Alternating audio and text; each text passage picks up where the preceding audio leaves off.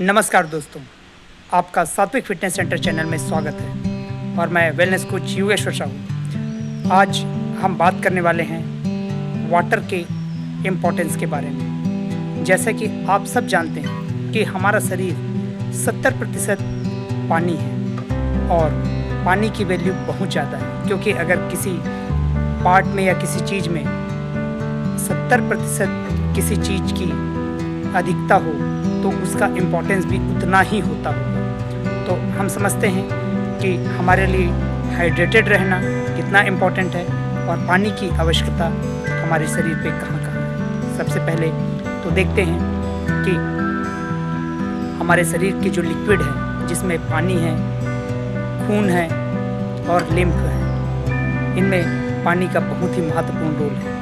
और खून में भी बहुत सारा पार्ट लिक्विड होता है, लिम्फ में भी बहुत सारा पार्ट लिक्विड होता है। अब इम्पॉर्टेंट चीज़ है, हमारे शरीर में अलग अलग प्रकार के वेस्टेज या अलग अलग प्रकार के अपशिष्ट अपचय पदार्थ हमारे शरीर से बाहर निकलते हैं। वो बाहर निकालने के लिए हमारे शरीर के मेन 2 तंत्र हैं। पहला तंत्र है किडनी और दूसरा है आपका स्किन। और दोनों में से किडनी अपने ब्लड को फिल्टर करता है और अप्रॉक्स प्रतिदिन 2 लीटर तक का यूरिन उसमें से बनाता है। किसमें से बनाता है? जो अपशिष्ट पदार्थ हमारे बॉडी पे होता है उसी में से 2 लीटर तक यूरिन बनाता है। मतलब 2 लीटर तो आपको पानी यूरिन बनने के लिए चाहिए। और उसके साथ अभी गर्मी का दिन है, गर्मी के दिनों में आपके बॉडी से जो अपशिष्ट पदार्थ है वो पसीने के माध्यम से आपके स्किन से भी बाहर आते हैं। तो जब स्किन से बाहर आते हैं तो उसमें भी आपका पानी का बहुत बड़ा रोल होता है।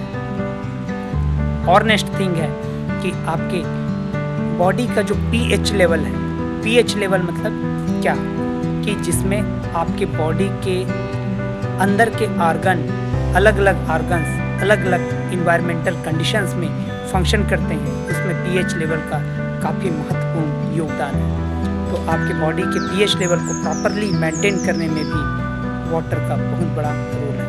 अब अलग अलग प्रकार के हार्मोन्स और अलग अलग प्रकार के लिक्विड का निर्माण होता है हमारे बॉडी पे, जो हमें प्रतिदिन चलने चलाने के लिए चाहिए। उसके भी निर्माण के लिए भी पानी की आवश्यकता होती है। उसके साथ साथ में हम देखते हैं कि हमें बहुत सारी चीज़ों को हाइड्रेट रखने के लिए और बहुत सारी चीज़ों को मूव करने के लिए वाटर की ज़रूरत पड़ती है, जिसमें न्यूट्रेंट भी एक है। तो वहाँ पर भी पानी की सही मात्रा चाहिए होता है। तो अब आप समझते हैं कि आपको एक दिन में कितनी मात्रा में पानी चाहिए। तो जनरली एक मानक कहता है कि किसी इंसान को 20 केजी वेट के ऊपर एटलीस्ट 1 लीटर पानी की आवश्यकता पड़ती है। लेकिन ये आवश्यकता अलग अलग लोगों में अलग अलग भी हो सकती है। बहुत सारे लोगों के साथ में ऐसा भी हो सकता है कि अगर वो फिज़िकल एक्टिविटी करते हैं या कुछ ऐसे शारीरिक परिश्रम वाले कार्य करते हैं जिनको बहुत ज़्यादा पसीना निकलता है या वो धूप में रहते हैं, तो उनकी पानी की नीड ज़्यादा हो सकती है। कुछ लोग ऐसे होंगे जो किसी इम्प्लीकेशंस या कोमार्बिडिटीज से जूझ रहे होंगे, उनकी पानी की अपचय शक्ति काफ़ी कम हो सकती है, तो वैसे लोगों को कम मात्रा में पानी की ज़रूरत हो सकती है। तो आपको आपके शारीरिक कंडीशन के हिसाब से और आपकी नीड के हिसाब से अपने शरीर में जो पानी की रिक्वायरमेंट है उसको समझना है और कब कब पानी पीना है वो ध्यान रखना है। कि आपका अगर यूरिन आपको पीला दिखने लगे तब तो ज़रूर आप तुरंत ही 1 गिलास पानी का कंजम्पशन ज़रूर करें।